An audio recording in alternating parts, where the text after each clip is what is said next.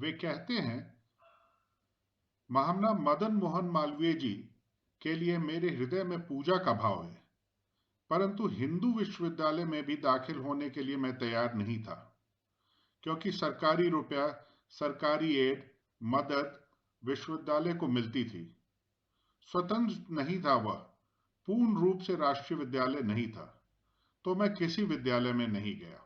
आगे की पढ़ाई अमेरिका में जारी रखने का प्रसंग समझाते हुए वे कहते हैं, कोई धनी घर का नहीं हूं, थोड़ी सी खेती और पिताजी नहर विभाग में जिलादार, बाद में रेवेन्यू असिस्टेंट हुए, नॉन गजेटेड अफसर थे। उनकी हैसियत नहीं थी कि वह मुझे अमेरिका भेजें, तो मैंने सुना था कि अमेरिका में मजदूरी करके लड़के पढ़ सकते हैं। मेरी इच्छा थी आगे पढ़ना है मुझे। आंदोलन तो गिराव पर आ गया है, चढ़ाव पर था, उतर चुका है। इस बीच अमेरिका से कुछ शिक्षा प्राप्त करके आ जाऊं, इसीलिए अमेरिका गया। जयप्रकाश जी अमेरिका जाने पर जोर देते हैं, दोहराते हैं, अमेरिका गया, अमेरिका गया। वे इस बात से पूर्ण रूप से अवगत हैं कि अमेरिका जाना वहां के उपस्थित युवाओं के लिए बहुत बड़ी बात है, इसलिए वे अमेरिका जाने का प्रकरण विस्तार में बताते हैं। इसका एक और कारण भी था। अपने अमेरिकी प्रावस्था को लेकर जयप्रकाश जी पर उनके प्रतिद्वंदी ताने कसते थे। वे अपने युवा साथियों को बताते हैं, कितनी गालियां मुझे दी गई, चूंकि अमेरिका में मैं पढ़ा, इसलिए मैं अमेरिका का दलाल बनाऊं। निक्सन को दे दो तार, जयप्रकाश की हो गई हार, ये नारे लगाए। पृष्ठ 36 के तीसरे अनुच्छेद में वे इन नारों के द्वारा लगाए गए झूठे आरोपों का खंडन करते हैं। अमेरिका में उनका विद्यार्थी जीवन कठिनाइयों से भरा रहा, हमेशा पैसे का अभाव रहता था। इस दौरान का वर्णन देते हुए वे कहते हैं, मित्रों, अमेरिका में बागानों में मैंने काम किया, कारखानों में काम किया, लोहे के कारखानों में जहां जानवर मारे जाते हैं उन कारखानों में काम किया। एक कोठरी में कई आदमी मिलकर रह लेते थे, रविवार को भी छुट्टी नहीं। 1 घंटा रेस्तरां में, होटल में या तो बर्तन धोया या वेटर का काम किया, तो शाम को रात का खाना मिल गया, दिन का खाना मिल गया। कुछ ऑड टाइम में यह जो होटल का काम है उसको छोड़कर जूते साफ करने का काम शूज शाइन पार्लर में, उससे लेकर के कमोड साफ करने का काम होटलों में करता रहा। इस विवरण से राजनीतिक विपक्ष का निराधार आरोप तो गलत साबित होता ही है, और युवाओं से एकीकरण की संवेदना भी उत्पन्न होती है। जयप्रकाश जी को युवावस्था के संघर्ष का व्यक्तिगत अनुभव है और वे उससे सफलतापूर्वक जूझना जानते हैं। पृष्ठ 37 के पहले अनुच्छेद में जयप्रकाश जी अपने अमेरिका में बिताए समय के बारे में और जानकारी देते हैं। पिछले अनुच्छेद में रोजमर्रा की दिक्कतों का जिक्र किया था। उन्होंने बताया था उन्हें भूख, थकान और आर्थिक मुश्किलों से प्रतिदिन कैसे जूझना पड़ता था। इस अनुच्छेद में शारीरिक और आर्थिक कष्ट से परे की बात करते हैं। वे कहते हैं, और दावे के साथ कह सकता हूं कि उस समय तक जो भी मार्क्सवाद के ग्रंथ छपे थे अंग्रेजी में, हम लोगों ने पढ़ डाले थे। वो स्पष्ट तो नहीं कहते कि रोज की मुश्किलों के आगे हथियार मत डालो या भोजन, आराम और पैसों के अभाव को बौद्धिक और सैद्धांतिक विकास में अड़चन मत बनने दो, लेकिन अपने विद्यार्थी जीवन की मिसाल देकर वह ये संदेश प्रत्यक्ष कर देते हैं।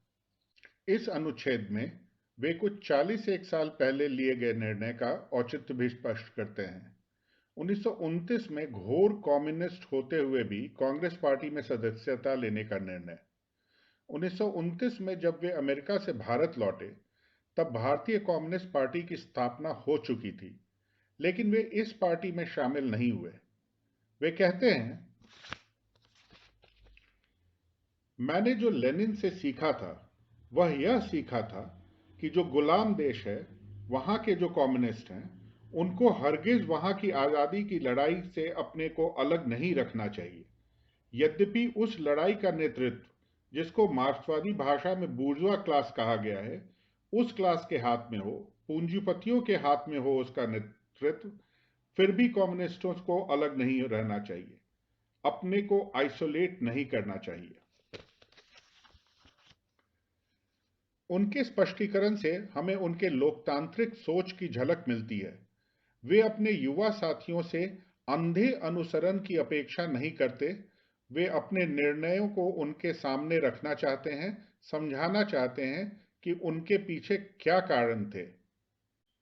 पृष्ठ 37 के दूसरे अनुच्छेद में जयप्रकाश जी उस समय के कुछ विशिष्ट नेताओं का नाम लेते हैं और बताते हैं इन नेताओं ने पहले उन्हें समझाने की कोशिश की, फिर उन्हें परोक्ष रूप से धमकाया कि वे आज होने वाली सभा रद्द कर दें। वे कहते हैं, और यहां हमसे आकर के सब मीठी मीठी बातें करते हैं। इन्होंने जिद की कि इस रास्ते से जुलूस नहीं जाएगा, इसमें यह खतरा है, वह खतरा है। मुझे कोई खतरा नहीं दिखाई दिया। लेकिन जब उन्होंने कहा कि शायद जेल तोड़ने की कोशिश हो और शायद उन्हें गोली चलानी पड़े, तो मैंने कहा इसकी जिम्मेदारी मैं नहीं लेता हूं।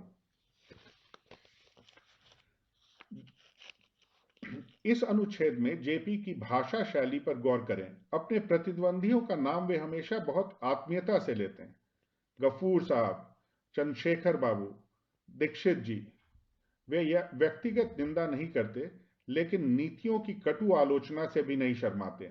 वे कहते हैं, मैं नहीं जानता हूं अंग्रेजी सरकार के जमाने में भी इस प्रकार का व्यवहार कभी हुआ।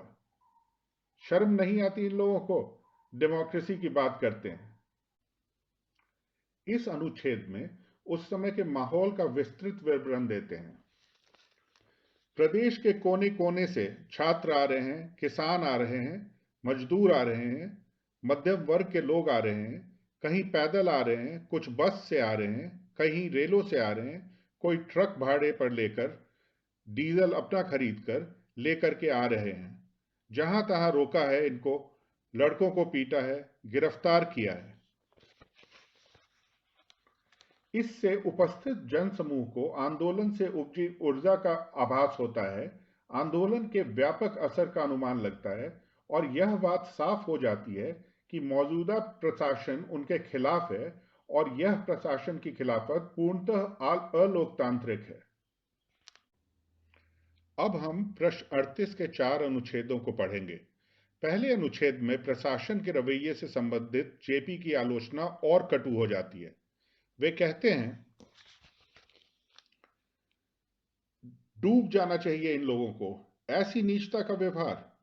बहुत कठोर शब्द का प्रयोग कर रहा हूं, मैं कठोर शब्द का प्रयोग नहीं करता, लेकिन यह नीचता का व्यवहार है। अगर कोई डेमोक्रेसी का दुश्मन है तो वे लोग दुश्मन हैं जो जनता के शांतमयी कार्यक्रम में बाधा डालते हैं, उनकी गिरफ्तारियां करते हैं, उन पर लाठी चलाते हैं, गोलियां चलाते हैं। यह डेमोक्रेसी है। इस वक्तव्य से जयप्रकाश जी का साहस दिखता है। वे मंच पर खड़े होकर के दसों हजारों लोगों के सामने प्रशासन को ललकार रहे हैं। उन्हें पता है उनके भाषण में कही गई बातें कल आकर के अखबारों में भी छपेगी। प्रशासन को पता चलेगा उन्होंने उसकी कितनी कठोर आलोचना की है, लेकिन वो प्रशासनिक प्रतिक्रिया की परवाह नहीं करते। इस प्रकार वो उन युवाओं को हिम्मत बांध रहे हैं जिन्हें आगे चलकर लाठियों की मार भी झेलनी पड़ सकती है। वे कहते हैं, जो भी आंदोलन इस देश में आज उठेगा उसका नेता युवक रहेगा, छात्र रहेगा, इसमें कोई संदेह नहीं है हमको। अगले 2 अनुच्छेद में जयप्रकाश जी अपने मौजूदा और पुराने मित्रों को याद करते हैं। सदानंद जी का जिक्र करके वे राजनीति में विपक्षता की, विरोध की सकारात्मक भूमिका पर प्रकाश डालते हैं। बताते हैं वे ब्रिटिश हुकूमत के समय में अंडरग्राउंड प्रेस चलाते थे। इसी दौरान वे और एक और कांग्रेसी नेता की मित्रता को याद करते हैं जो आज उनके विरोधी बन गए हैं। अतः वे यह बात सभा के समक्ष रखते हैं कि वे सिद्धांतों को व्यक्तिगत रिश्तों से अहम मानते हैं। अपने पुराने मित्रों के प्रति आज भी उनके मन में सौहार्दपूर्ण भावनाएं हैं, लेकिन इन भावनाओं के कारण वे अपनी सामाजिक कर्तव्य से पीछे नहीं हटेंगे। न ही विपरीत सैद्धांतिक दृष्टिकोण के कारण पुराने मित्रों को भुला देंगे। इस अनुच्छेद में जयप्रकाश जी अपने आदर्शवाद और अपनी मानवीयता दोनों का परिचय देते हैं। पृष्ठ 38 के आखिरी अनुच्छेद में यही बात वो और बल दे करके कहते हैं। वे कहते हैं, मेरा किसी व्यक्ति से झगड़ा नहीं है, किसी व्यक्ति से झगड़ा नहीं है, हमें तो नीतियों से झगड़ा है, सिद्धांतों से झगड़ा है, कार्यों से झगड़ा है। जो कार्य गलत होंगे, जो नीति गलत होगी, जो सिद्धांत प्रिंसिपल्स गलत होंगे, जो पॉलिसी गलत होगी, चाहे वह कोई भी करे, मैं विरोध करूंगा अपनी अकल के मुताबिक। वे स्पष्ट करते हैं उनकी लड़ाई एक सैद्धांतिक मोर्चा है जिसकी बुनियाद खुले संवाद से बनी है। गांधी जी के समय को याद करते हुए वे कहते हैं, हम लोग इनकी तरह नौजवान थे उस जमाने में, लेकिन ये जरूरत होती थी हम लोगों की कि बापू के सामने हम कह देते थे, हम नहीं मानते हैं बापू यह बात। और बापू में इतनी महत्ता थी, महानता थी कि बुरा नहीं मानते थे, फिर भी बुलाकर हमें प्रेम से समझाना चाहते थे, समझाते थे। तो इनकी भी आलोचना की है मैंने। गांधी जी का उदाहरण देकर के जयप्रकाश जी प्रशासन के हिंसात्मक रवैये को और तिरस्करणीय करार देते हैं।